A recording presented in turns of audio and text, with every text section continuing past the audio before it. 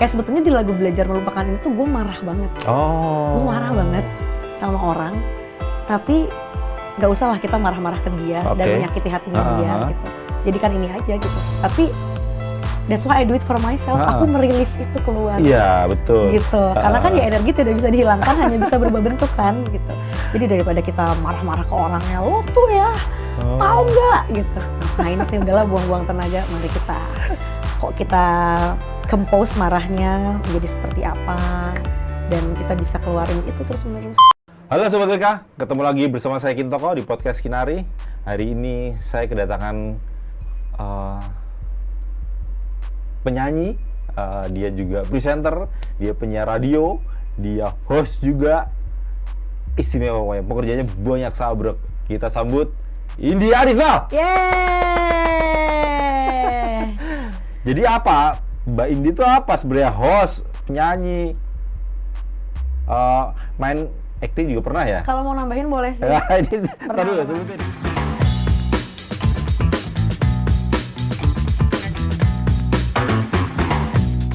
Atau memang lagi cari jati diri, gue tuh kemana sih asiknya gitu? Enggak juga sih sebetulnya, karena nyanyi tuh emang udah pengen dari dulu lama. Karena waktu kecil sebetulnya nyanyi. Cuma pada saat udah mulai akil balik ya, pada saat masuk dunia kuliah, dulu kayak di jurusan aku tuh aku melihat banyaknya senior-senior aku tuh jadi jurnalis lulusannya. Karena mungkin anak HI ya. Kuliah, hubungan internasional ya? Okay. Jadi kan kita first thing first when we wake up in the morning tuh bukan air putih yang dicari ya, tapi ada berita apa. Dan itu pasti langsung dibawa ke kelas tuh. Langsung dikaitkan dengan teori HI mana yang relevan gitu. Nah gue tuh karena emang dari dulu aktif banget juga, dari SMA udah banyak organisasi sana-sini, les juga, ina-inu gitu. Jadi pas pada saat kuliah yang katanya lo kalau mau banyakin organisasi, aku udah nggak mau tuh. Gue udah harus yang menghasilkan di luar gitu. Jadi aku pas kuliah tuh lebih kupu-kupu, kuliah pulang karena siaran lah. Oke, kegiatannya di luar kampus. Gitu. Jadi kayak aku tuh dari dulu pengen, aku udah tahu nih nanti misalnya potensial ketika lulus kuliah tuh bakal ngapain aja. Coba kalau bisa di build dari zaman masih kuliah gitu. Akhirnya dulu starting career bahkan jadi news anchor dulu di TV lokal. Oke, Bandung TV ya? Terus udah gitu di salah satu TV nasional juga grup, tapi biro jabarnya kayak gitu kan, aku dulu kuliahnya di Bandung. Terus udah gitu nyanyinya tuh dilupain sih, ditinggalin gitu. Sampai akhirnya aku jembur ke radio. Akhirnya dari situ tuh kayak ada tuh willingness lagi untuk kayaknya gue pengen nyanyi lagi deh gitu. Tapi gue juga berusaha kayak jangan deh, lo kan lagi jadi broadcaster dulu nih gitu. Tapi entah kenapa ya, kalau itu emang panggilan pribadi tuh kayak itu tuh akan forever store in your mind gitu, kayak lo harus nyanyi lagi gitu. Akhirnya ya udah baru sekitar 5 tahun lalu mulai nyanyi lagi gitu, dan 3 tahun lalu akhirnya ngeluarin single pertama. Tapi tidak pernah direncanakan itu ya, ngalir aja gitu ya. Bahkan gue tuh udah kayak I don't think as a singer is going to be my profession gitu loh, kayak itu udah hobi aja dari kecil gitu. Tapi ya nggak tahu sih, makanya itu lucu aja, kayak kita nggak tahu seiring berjalannya waktu pintu mana yang akan terbuka dan akan disuruh kemana tuh, ya udah just surrender aja. Ini jadi Teh Indi Arisa ini baru mengeluarkan single ketiga, sebetulnya single ketiga. Betul, yang sekarang single ketiga. Judulnya apa Teh? Belajar Melupakan. Nah, sebelumnya ada 2 single pertama, itu memang Balakosa dan Lebih lama. Memang terutama single pertama yang Balakosa memang nyemplung beneran atau karena dipaksa atau memang ada kesempatan nih loh ditawarin coba gitu, kenapa enggak gitu? Saat itu iya, dan saat itu tuh lucu lagi. Padahal saat itu masih siaran kan? Udah enggak sih, udah enggak siaran. Ya peralihan sih antara udah mau mulai berhenti siaran, terus udah gitu aku tuh waktu itu lagi mau menembus, jujur ya ini lucu banget deh. Dulu waktu itu aku mau menembus pasar MC wedding. Menembus MC wedding aja harus ditembus gitu ya? MC weddingnya tapi internasional. Dan biasanya mereka tuh harus bisa nyanyi. Jadi gue kayak waktu itu, oke gue latihan nyanyi lagi deh supaya bisa, karena biasanya MC-nya harus bisa nyanyi juga gitu. Ya udah, jadi gue memperbanyak bang lagu wedding, kebayangkan lagu-lagu grande gitu. Tiba-tiba ada salah satu MD radio yang saat itu juga sempat jadi manajer aku juga, sempat kerja sama bareng. Dia nyari vokalis cewek. Jadi ada band yang mau rekaman tapi vokalisnya cabut, gitu. Lo mau nggak? Kalau nge-band gue enggak sih, gue bilang gitu. Kalau sendiri gue ayo. Tiba-tiba yaudah sendiri aja. Kenapa menolak jadi vokalis band saat itu? Itu nggak ada penjelasannya lagi, kayak nggak aja. Oke. Gue tuh anaknya Nggak klik aja itu iya, ya? gue tuh anaknya intuitif banget, jadi kayak nggak, iya gitu. Ya itu ada alasannya sih kenapa, cuma nggak bisa diluruskan benangnya kenapa, cuma ya dengan gue dan pemikiran gue sendiri berpikir bahwa enggak sih gitu. Oke. Akhirnya memilih tetap sendiri, nyanyi sendiri Ya, saat itu. gitu. Saat itu ya udah akhirnya workshop. Wah, dan semua prosesnya fun banget karena kan dulu waktu kecil belum pernah punya single sendiri kan. Jadi begitu masuk proses rekaman, workshop segala macam, terus gue pengen musiknya gimana segala macam tuh kayak wah, it's all fun. Gue akhirnya mengerti kenapa gue mendapat panggilan ini. Panggilan alam, ini ayo nyanyi lagi gitu, kayak oh it's going to be like this gitu. Jadi memang saat itu langsung oke aja ya ketika disuruh nyanyi, tertarik aja, ayo gitu, mengembalikan mimpi masa kecil barangkali. Iya, karena kayak manifested banget gitu loh, kayak baru beberapa minggu sebelumnya gue mikir gue mau serius nyanyi lagi, bahkan beberapa bulan, terus tiba-tiba ada itu kayak, what a coincidence gitu, kayak nggak, kalau aku sih percayanya nggak ada yang kebetulan di dunia ini kan, gitu, jadi kayak if there is a will, there is a way. Akhirnya proses itu terjadi, proses pembuatan single pertama itu ya. Saat itu sempat berpikirkah barangkali Teh Indi? Kalau saya orang Jawa, panggilnya Indi aja. Panggilnya Mbak, biasanya Mbak Indi. Jangan Indi aja. Tapi lebih enak begitu ya. Ada ini nggak, maksudnya ada pergulatan batin nggak antara memilih ya satunya udah mapan, kayaknya sih udah mapan jadi broadcaster ya. Amin. Tapi kemudian ada tawaran menyanyi. Gitu. Sempat ada kayak di persimpangan gitu kan, atau saat itu udah mulai berpikir gue kayaknya bisa nih dua-duanya jalan gitu. Iya, karena menurut aku apapun skill yang baru yang akan diasah nantinya dan dipertajam itu tuh there's no such thing yang akan wasted gitu loh. Kayak ya ibaratnya lo kalau invest leher ke atas tuh sampai kapanpun lo akan bawa terus kan gitu. Jadi bahkan aku nggak expect apa-apa, mungkin ya kalau misalnya ternyata single aku nggak berhasil, let's say nggak berhasil tuh kayaknya nggak di sini deh, bukan nggak boomingnya, tapi kayaknya aku nggak seneng deh menjalaninya, misalnya gitu.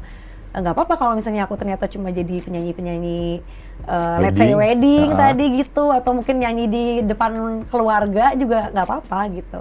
Jadi nggak ada yang terlalu pergulatan batin gimana, meskipun kayak banyak yang kayak Cindy udah nge-host ngapain sih nyanyi juga gitu, ada banget yang gitu tuh kayak lah terserah aku dong. You don't pay my bills guys. Gitu, aku bayar internet aku sendiri, bayar apalagi bayar pulsa sendiri gitu. Jadi ya oke lah, jalanin aja lah. Iya.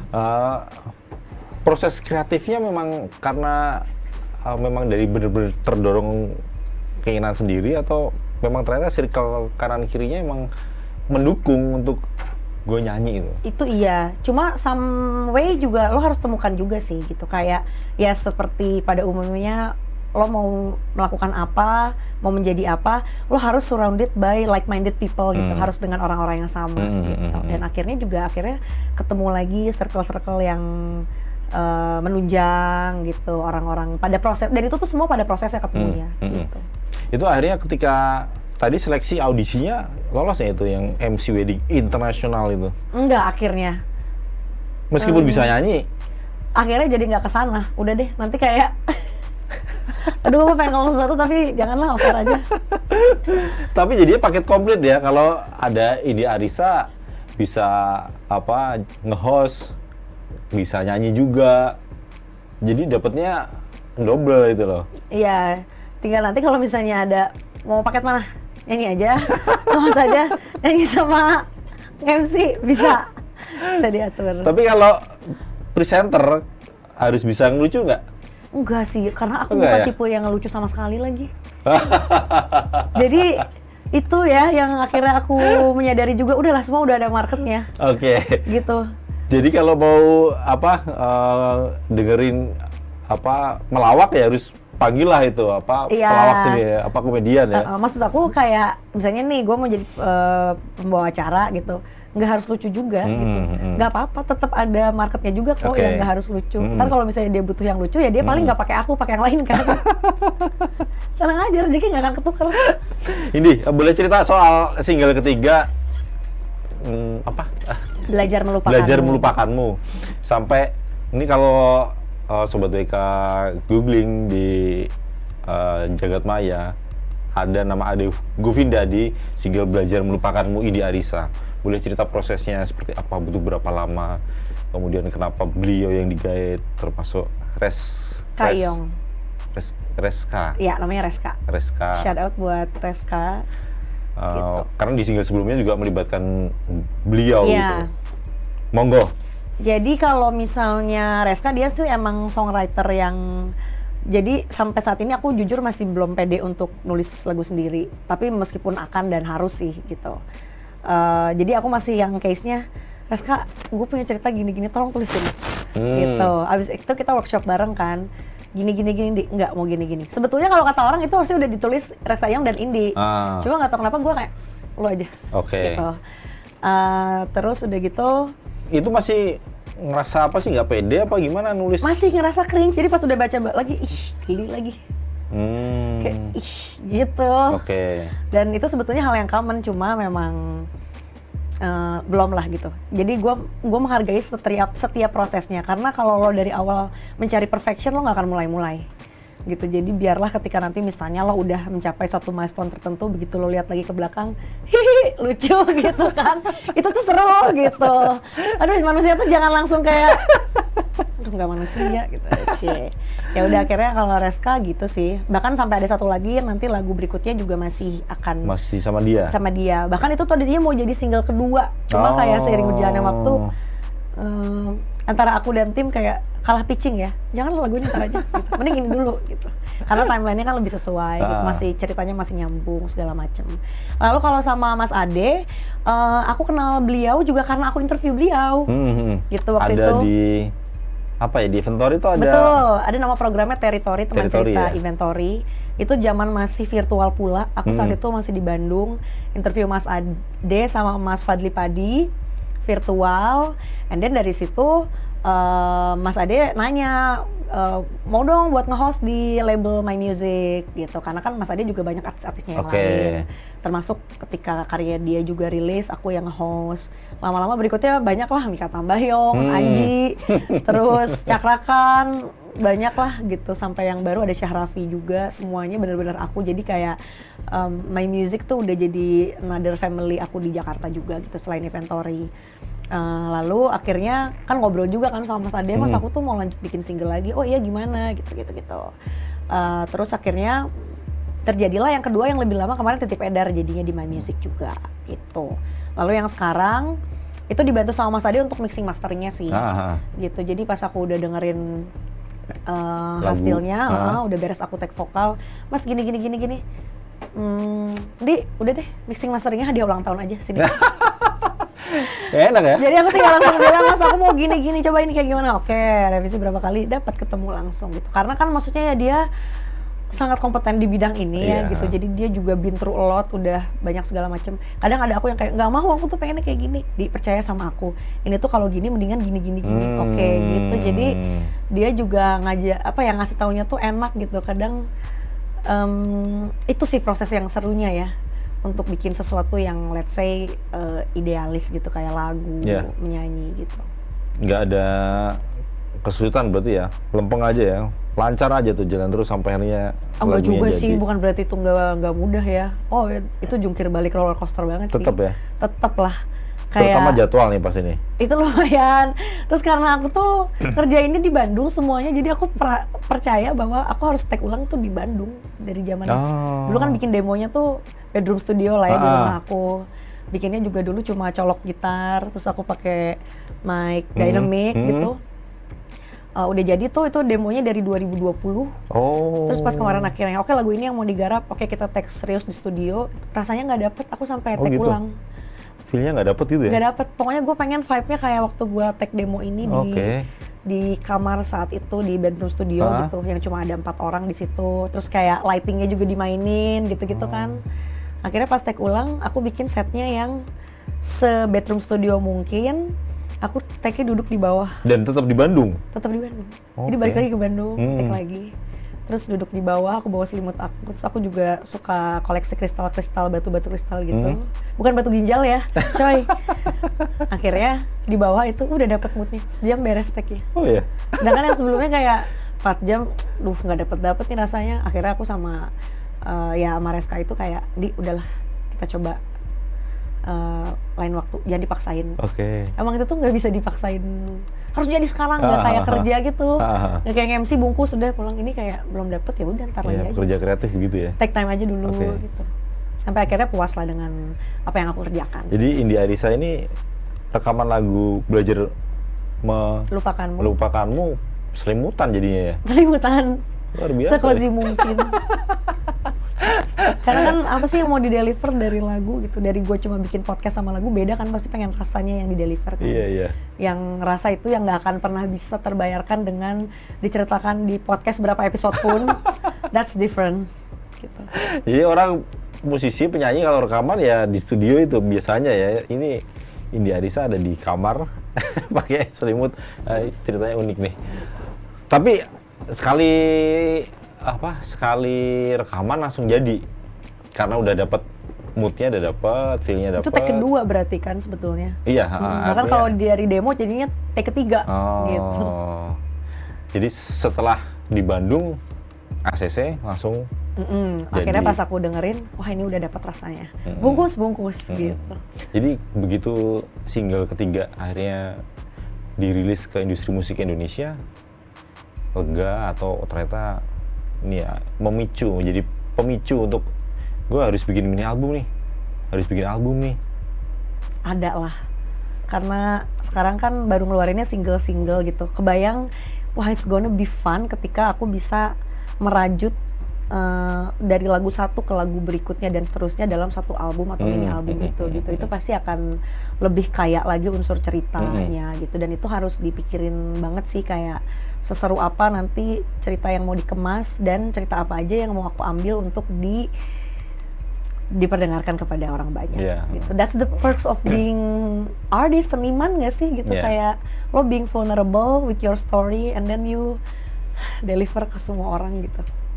Jadi udah pernah diperdengarkan ke banyak orang di atas panggung? Belum sih, karena ya sekarang baru kesempatannya datang ke teman-teman media dulu aja gitu. Karena sambil menyesuaikan jadwalnya juga ya. Tapi pasti aku akan make time banget sih. Ada beberapa upcoming gig, nanti pasti update-nya ada di sosial media, terutama di Instagram @indiarisa_. Jadi kalau di atas panggung sekarang masih cuap-cuap ya, tetap ngajak ngobrol narasumber, ngajak ngobrol. Karena kebetulan itu yang di-linknya sudah dari beberapa bulan lalu ya. Jadi itu harus tetap berjalan. I mean like I make money to make music sekarang. Gitu guys. Jadi jadi presenter, nge-host untuk modelin bikin lagu ceritanya.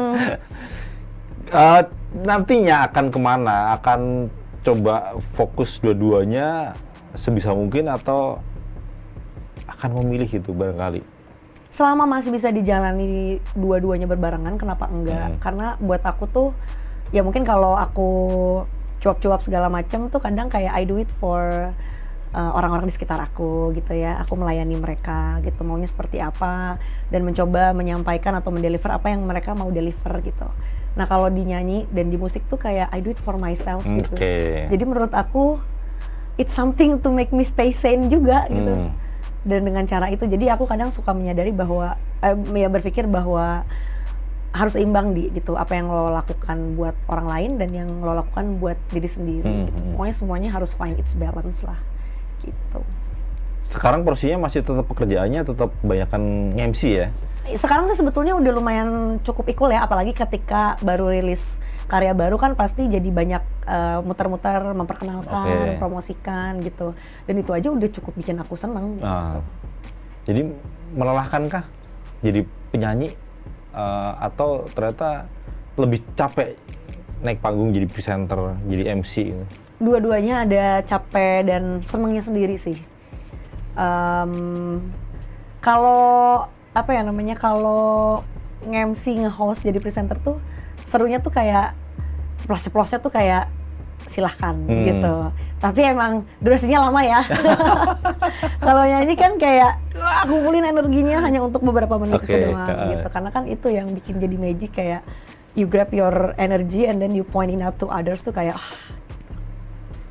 Merasa sudah menjadi artis kah? Dilabelin sebagai selebritis kah? Ini?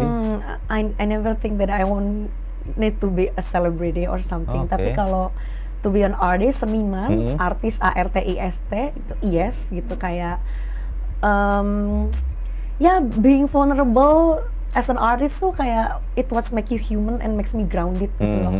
Kayak napak gitu ke bumi, karena lo tuh mengeluarkan apa yang lo rasakan gitu, dan lo tuh gak sendiri. Lo tuh bisa merasakan hal yang sama juga dengan orang lain, dan orang lain juga sama seperti kita. Itu sih yang bikin gue jadi merasa whole as a human. Kalau seleb enggak ya? Kalau seleb tuh Doa ya? kayak nggak tahu sih, gue takut nggak jadi diri sendiri ya gitu.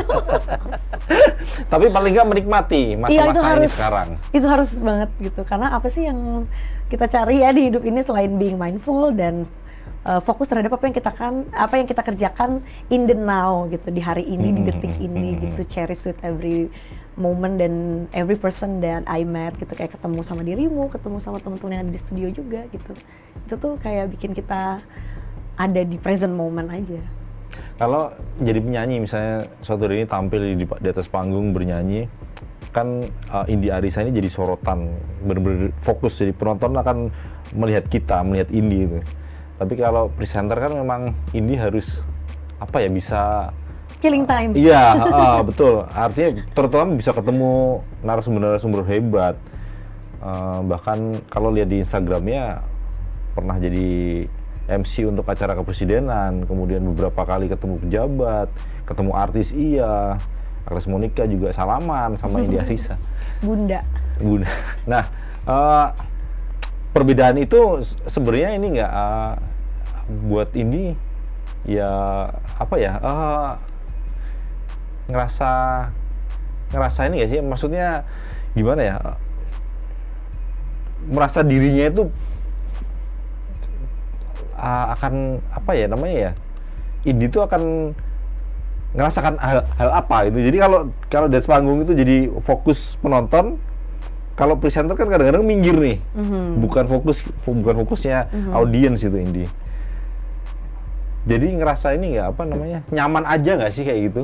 Nyaman aja sih, karena ya itu balik lagi karena let's say dua profesi yang berbeda dijalankan bersama-sama gitu. Jadi aku harus ingat aja shifting gitu. Oh ini Indi yang lagi nge-MC, oh ini Indi yang lagi nyanyi. Gitu. Jadi itu tuh harus kayak klik gitu. Okay. Diambil moodnya yang nyanyi, diambil moodnya yang lagi nge-MC gitu. Dan itu tuh aku benar-benar menghargai aku sebagai seorang presenter atau MC itu juga yang ngebangun aku jadi Indi yang sekarang.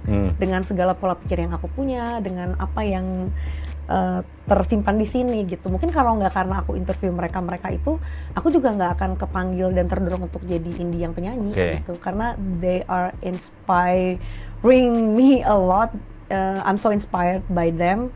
Dan ketika Indi yang nyanyi gitu, ya udah, ini lo yang ngasih energinya buat mereka gitu. Jadi ya itu hal yang sangat menarik sih, yang aku nggak pernah sadari atau nggak pernah kepikiran bahwa aku akan menjadi Indi yang sekarang. Itu dengan dua hal yang aku kerjain berbarengan sekarang. Ada mimpi atau rencana apa yang belum terwujud barangkali? Terdekat banget sih pengen mini album ya gitu, karena itu tadi aku excited banget untuk bisa mengerjakan storytelling yang lebih kompleks gitu, karena itu kan that's my purpose doing it in music gitu, untuk menceritakan apa yang aku rasakan dan melalui perspektif dan kacamata aku gitu di kehidupan ini, dan terhadap what I've been through gitu kan ya, karena ya kita semua kurang lebih pasti pernah mengalami hal yang sama, cuma beda waktunya aja gitu. Kurang lebih kan journey-nya orang tuh kayak gitu. Dan sebagaimana aku sering diselamatkan oleh lagu-lagu orang, kayak nggak merasa sendiri gitu, aku juga hopefully bisa mendeliver itu ke orang lain, bahwa kayak hey, you're not alone gitu. Even Adele, Sam Smith gitu, kayak kalau didengerin liriknya Taylor Swift gitu, dengan dia marahnya apa segala macem, oh ya sama ya, mereka juga kalau lagi broken heart tuh kayak gitu ya. Kalau mereka lagi marah sama keadaan tuh kayak gitu ya. Kalau mereka lagi sedih juga kayak gitu. Ya udah, we are all human being gitu. Meskipun mereka white, kita apa ya, kuning langsat ya. Tapi kayak sama manusia tuh gitu. Jadi salah satu apa ya, misalnya indie emosional, marah-marah, patah hati, jatuh cinta bisa disalurkan lewat lirik lagu gitu. Iya, and through melody and through music. Itu sih yang bikin it's so magical menurut Jadi aku. nggak harus depresi begitu ya indie ya? Ya, artinya nggak harus putus asa, orang nggak harus putus asa ketika bisa memanfaatkan kemampuan misalnya menulis lagu, menulis lirik lagu atau bernyanyi ya, bernyanyilah gitu. Kalaupun sedih ya menangislah gitu. Jadi buat apa depresi sebenarnya kayak gitu? Asal bisa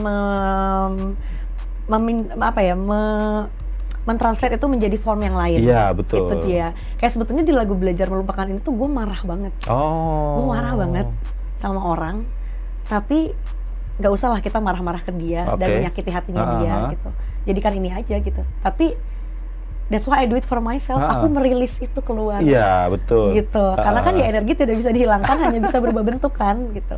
Jadi daripada kita marah-marah ke orangnya, lo tuh ya tahu nggak gitu. Ngapain sih, udahlah buang-buang tenaga. Mari kita compose marahnya menjadi seperti apa dan kita bisa keluarin itu terus-menerus. Tapi ini ya, maksudnya bisa ya tadi bisa emosinya bisa ditahan dengan cara yang positif gitu loh ini. Bahkan bukan ditahan sih. Misalnya marah-marah sama orang, bisa aja kan langsung nunjuk-nunjuk sama si orang itu, ini datengin emosional langsung ditujukan kemarahannya, bisa kan begitu. Tapi ini memilih menuliskan ceritanya, menceritakan cerita kemarahannya ke Reska, kemudian menjadi lagu gitu loh.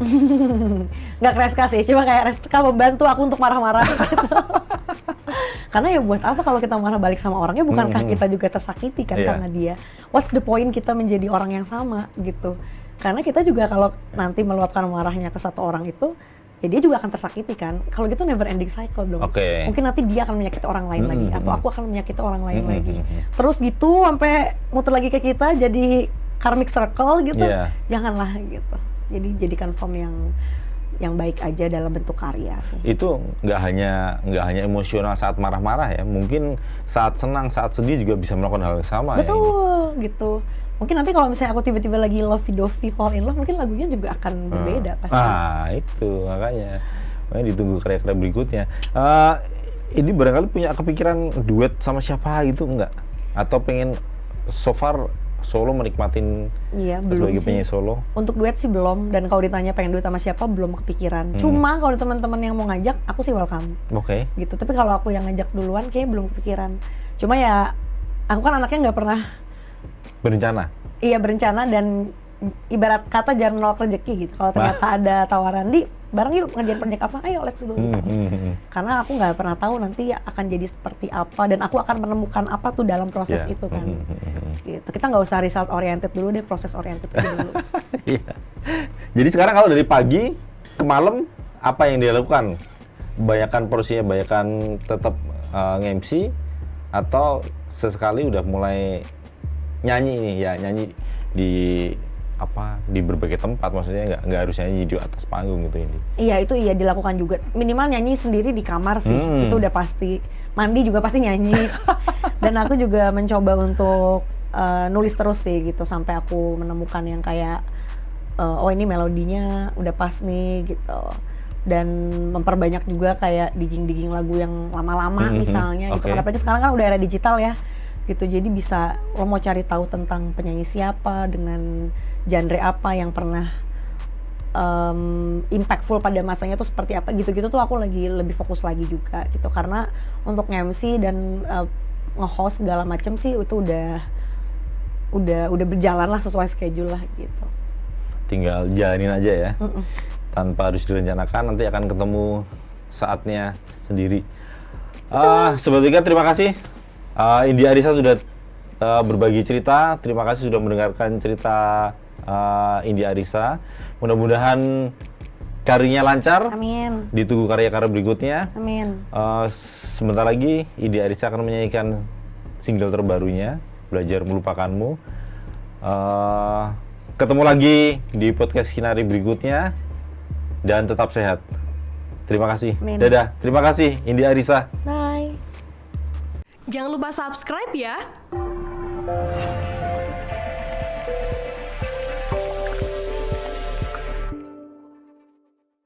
Jangan lupa subscribe ya.